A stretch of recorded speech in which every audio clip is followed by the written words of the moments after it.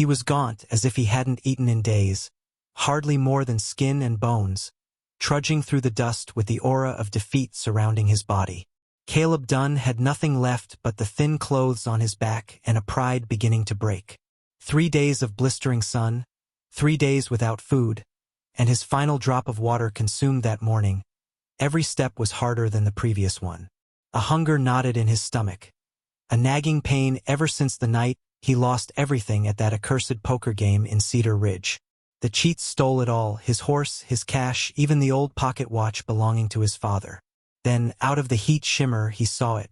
A homestead stood like a mirage, between 2 hills, a wisp of chimney smoke drifting gently into the air. Caleb blinked furiously, certain his imagination was playing on him, but the image remained. Firm.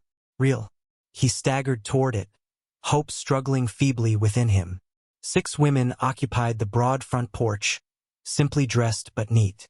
They didn't flinch or wrinkle up at him like people in town tended to do. No suspicion, no fear, just quiet, observant curiosity. The oldest got up from her chair, her dark hair streaked with silver and eyes that appeared to scan his soul. "You look like you could use some water, stranger," she said. Caleb's throat was too dry for words. "Yes, ma'am," he rasped. "I'd be mighty grateful." She looked at the others, and a silent exchange passed between them. Glance. "What is your name, son?" Maggie inquired. "Caleb Dunn, ma'am." "Then Caleb Dunn. When did you last have a decent meal?" His stomach replied before him, growling loudly enough for them all to smile. Maggie laughed. "Thought so." On up onto the porch. "Mercy, bring him some water." Cora set him a plate. Caleb ascended the stairs, his knees shaking under him. Once more, he caught those odd looks passing between the women. Something was occurring, something he couldn't comprehend. But when the icy water washed over his lips and food smells wafted through the air, he left the enigma behind. Something that he couldn't possibly have known was that these 6 women had been waiting for him. And the moment he crossed that threshold, his roving days would be at an end. The food was like something from another world. Warm bread, soft beef, vegetables that had the flavor of just being dug out of the earth. But it wasn't the food that made Caleb uncomfortable. It was the manner in which they looked at him, observed him. Every morsel, every look, every movement of his face seemed significant. "You've been alone for some time," Violet stated rather than asked. Her auburn locks framed green eyes that saw everything. Caleb nodded and brushed his mouth with a cloth napkin that was too elegant for the likes of him. "Lost everything in a card game." "Everything?" Ruby asked, her voice saccharine but cutting beneath. He laid down his fork. "My pa passed away 2 winters ago. Consumption. Mama passed on a month after. Told her she couldn't live in a world without him." Once more, the women shared that silent language, and this time Caleb picked up something, comprehension, not sympathy. "Acknowledgement. No brothers or sisters?" Suddy asked softly. She was the youngest looking, with cornflower blue eyes and blonde hair that curled around her face. "Had a sister. Sarah. Married a minister. Went east. Haven't seen or heard from her in 3 years." Caleb shoved his plate aside. The food had ceased to be comforting. "Why all the questions?" Maggie leaned in, crossing her hands. "Because we've all been where you are, Caleb. Alone. Forsaken. Wishing that the world even knows you're alive. All of us arrived here the same way," Cora continued. Her voice was even, eyes distant with remembrance. "Wandering. Broken. Willing to fade away." Caleb looked at the room. The house was too tidy to be a casual shelter. There was order here, support, funds. "Who owns this house?" "We do," Mercy said matter-of-factly. She stood upright, white hair standing out against her youthful face. "How?" Maggie replied, her voice altering slightly. "The lady who had this house constructed was called Eleanor Whitmore, Mercy's grandmother. She was unique. She noticed things in folks. Things even they were not aware of. When she died," Maggie went on, she left a set of instructions, "that this house would always be safe haven to certain individuals. Individuals who were meant to find their way here. Instructions, Caleb asked, brows furrowing. Ruby nodded. She left a list. Names, descriptions, even times. She knew when certain people would come. There was a silence in the room. Only the sound of the grandfather clock broke the stillness. Caleb felt his stomach go cold. You're telling me your grandmother knew I'd come before I was born? Suddy regarded him directly. Your name's in her book, Caleb, and the date you'd arrive. The reason, even what you'd be wearing. Caleb gazed at his shirt, his frayed vest, his father's vest. His hands started to tremble. But the most bizarre thing wasn't the prophecy. It was what Eleanor Whitmore had scribbled next to his name. Directions. Directions these women had spent 15 years preparing to act on. Now that he'd arrived, they could now reveal the truth to him about why he'd felt out of place his whole life, like he was born to do something else. His chair scraped loudly as he stood. This is insane. You're telling me a dead woman predicted my life? Sit down, Caleb, Maggie said softly. Let us show you. Against his better judgment, he did. Mercy left the room and returned with a weathered leather-bound book. She opened it to a page already marked and set it before him. There, written in faded ink, was his name. Caleb Dunn.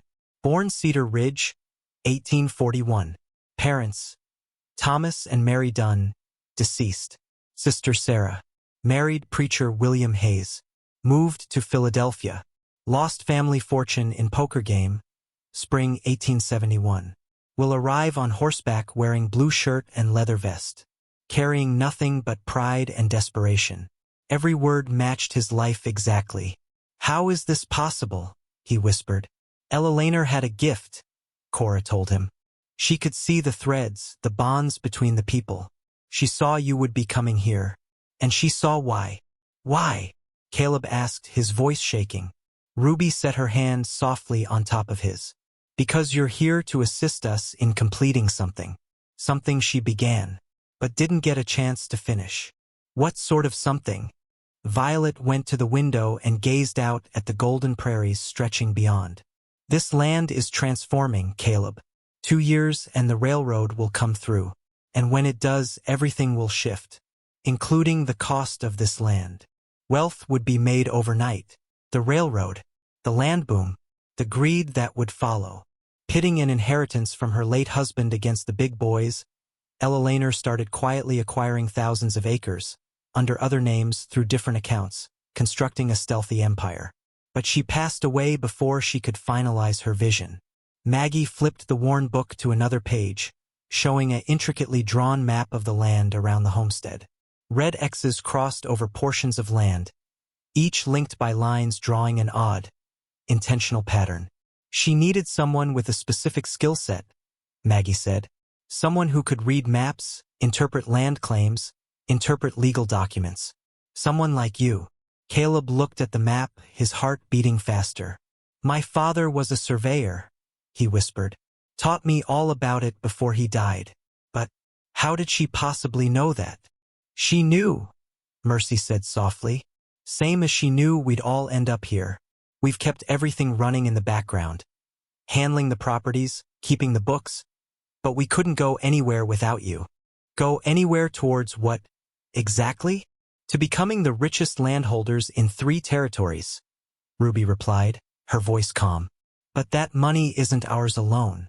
Eleanor's dream was to use it for the people like us, those the world tends to forget.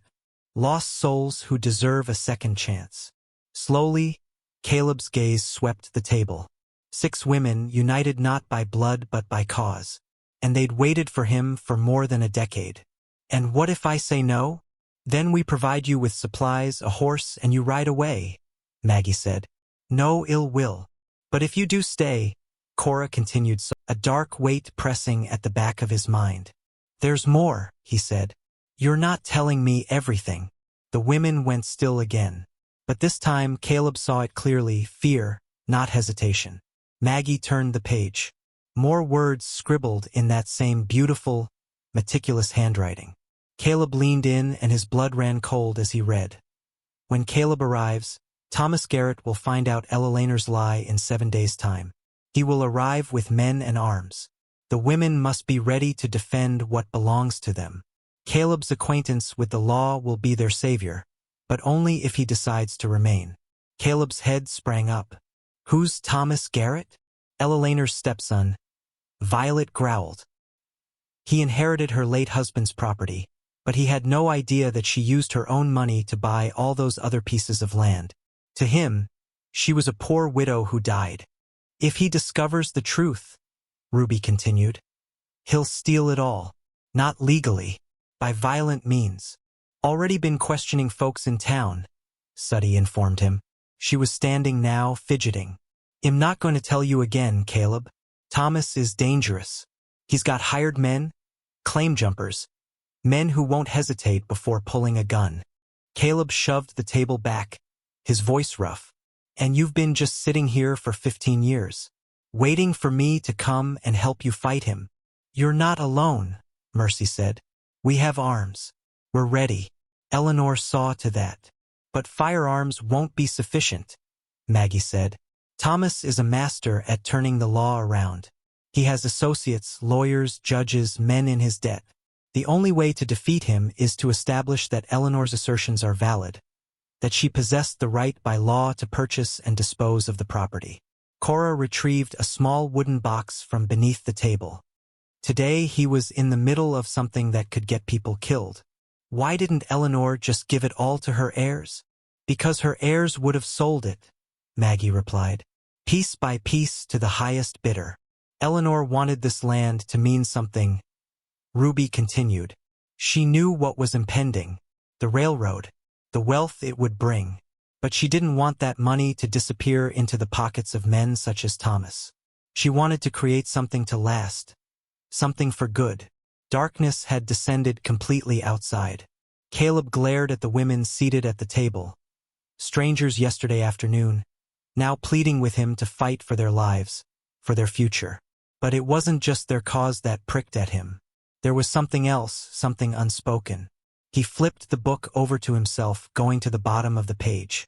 The women tensed, but they did not intervene.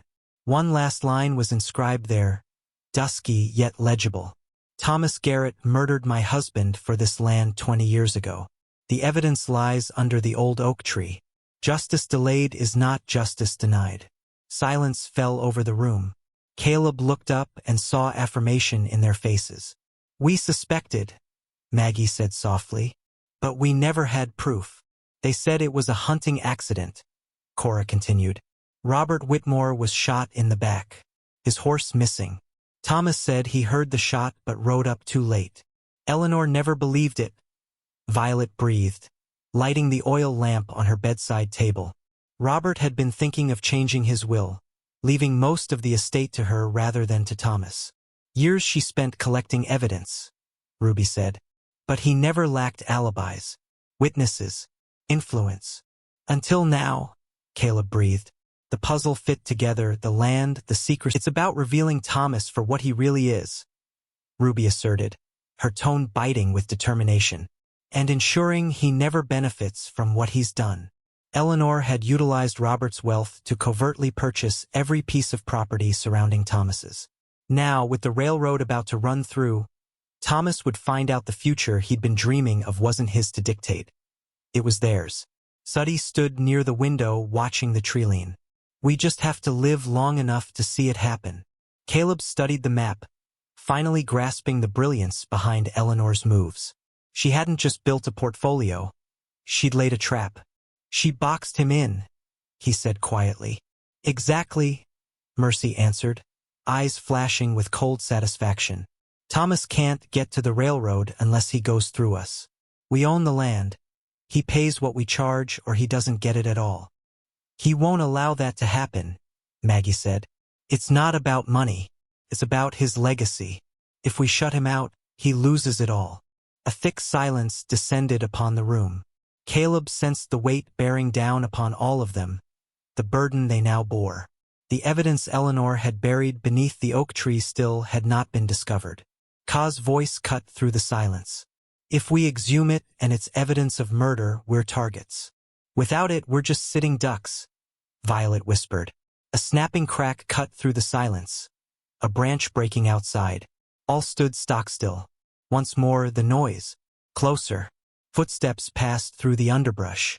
Someone was walking around the house. Ruby turned down the lamp, leaving the room dark. They're testing us, she whispered, trying to determine how we'll behave. Caleb's heart thudded. Suddy continued speaking, her voice barely above a whisper. Eleanor's journals referred to 3 other accidents throughout the years. Landowners Thomas needed eliminated. Folks who began inquiring concerning Robert's death. More creaking. This time on the porch. Someone tested the back door. This is it, Maggie whispered. Are you with us, Caleb? Because if that door opens, there's no going back. Caleb glanced around at the women. 6 strangers who had become so much a part of his life. They weren't merely asking him to fight. They were inviting him into a home, a place, a cause. And just as the door slowly opened, he knew. He was already theirs, not by fate or by Eleanor's vision, but because for the first time in his life, he had something worth fighting for. But it wasn't Thomas Garrett who came in. It was a youth, not quite old enough to shave. The young man's hands were trembling as he leveled an ancient rifle. Don't move, he stuttered. Mr. Garrett wishes to address whoever is in charge. Maggie rose slowly. That's me. What does Thomas want?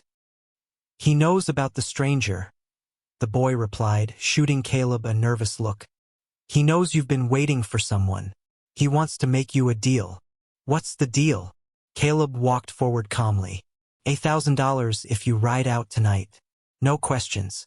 Ride on out and never come back. Ruby had a dry, humorless laugh. Thomas must be scared if he's already throwing bribes. / there's more. The boy continued. He said, if you don't accept the money, none of you will live to see the railroad arrive. Caleb moved closer. What's your name, son? Billy. Billy Morrison. How long you worked for Thomas, Billy? Since my pa passed away. He promised he'd take care of me. Give me a job. But this don't feel right, Billy said, his voice breaking. I don't want to threaten women. Violet moved in. Did you ever find out what actually happened to Robert Whitmore 20 years ago? Intigne accident, Billy replie des Italie. That's what people say. Thomas killed him, Cora stated outright. It wasn't an accident. Billy's face went white. Do you think Thomas wants this land that badly? Suddy asked. Why send a kid with a gun rather than coming himself? Because he's a coward, Mercy stated simply. Always has been. Pays assassin. Never gets his own dirty. Billy brought the rifle down a notch. Caleb pounced. Billy, after this is all said and done, do you think he'll allow you to live? In light of what you know, what you've done? I just want work. I have a sister. She's 12. She's sick a lot. Maggie's face relaxed. Ruby went out and returned with a tiny leather pouch. There's enough in this for medicine, food, anything she may need for a year, she said. Billy gazed at it in a daze. Why would you do this for me? Because that's what we do, Violet said. We assist the needy. But we also need your assistance. What sort? Tell us about Thomas's scheme, Caleb said. How many men? When is he arriving? Billy hesitated. Then 6 men. Real killers. From Kansas City. They're camped 2 miles south. If we can make it there before Thomas launches an attack, we might have a chance. But we'd have to cross his land, Violet cautioned. Not if we go tonight, Caleb replied. Billy, you're going to assist us. I am.